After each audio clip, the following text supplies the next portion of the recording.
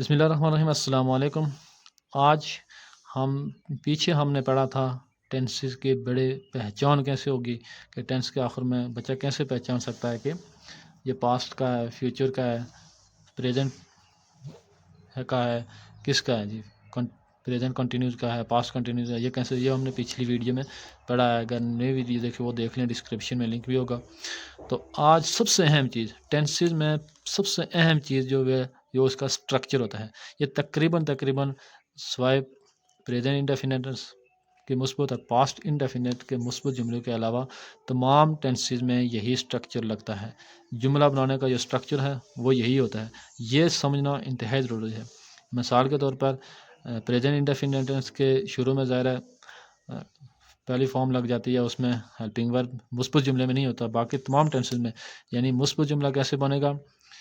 سب سے پہلے subject, helping ورب، یہ کیا ہوتا ہے میں نے پچھلی ویڈیو میں بتائی ہے، وہ دیکھ لیں۔ پھر کسی بھی کام کی یا ورب کی فارم لگتی ہے، کون سی فارم لگتی ہے؟ پلس آبجیکٹ، آخر میں فل سٹاپ۔ یہ تمام ٹینسز کے سوائے پاسٹ پریزنٹ انڈیفینٹس اور پاسٹ انڈیفینٹس، یعنی باقی تمام جتنے ٹینس ہیں ان سب کے مثبت جملہ اسی سٹرکچر کے تحت بنے گا۔ صرف وہاں کیا چینج ہوگا؟ ہیلپنگ ورب چینج ہوتا ہے، فارم چینج ہوتی ہے، کون سی فارم لگتی ہے، فرسٹ سیکنڈ تھرڈ، ہیلپنگ ورب کون سا، یہ دو چیزیں، بلکہ سٹرکچر سارا وہی ہوگا۔ جب ہم وہ تفصیل سے ٹینس پڑھیں گے تو پھر وہ آپ کو آسانی سمجھ آ جائے گی۔ اس کے لیے اس سے پہلے بچوں کو یہ سٹرکچر سمجھائیں۔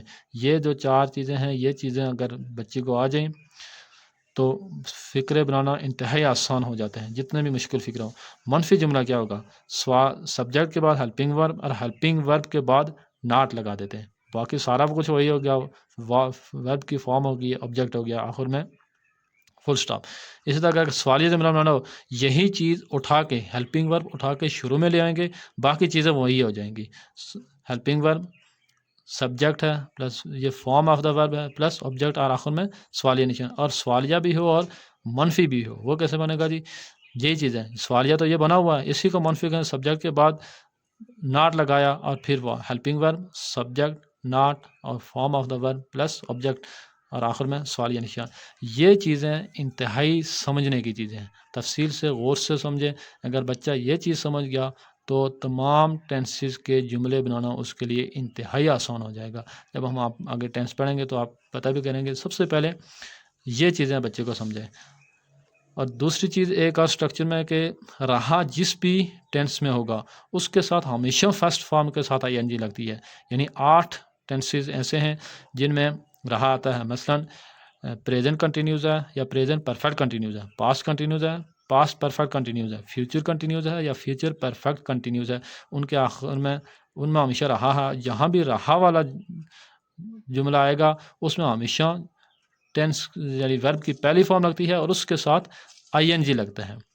باقی پیچھے تھوڑے سے بچ جائیں گے، ظاہر ہے پھر وہ تو آسان ہے۔ سب سے پہلے ہمیں آسانی کے ساتھ سمجھنے کے لیے جب یہ چیز سمجھے گے کہ 8 ٹینس ایسے ہیں جن میں رہا یعنی کنٹینیوس والے ہیں، ان میں ہمیشہ کیا لگے گا؟ فرسٹ فارم کے ساتھ آئی این جی لگے گا۔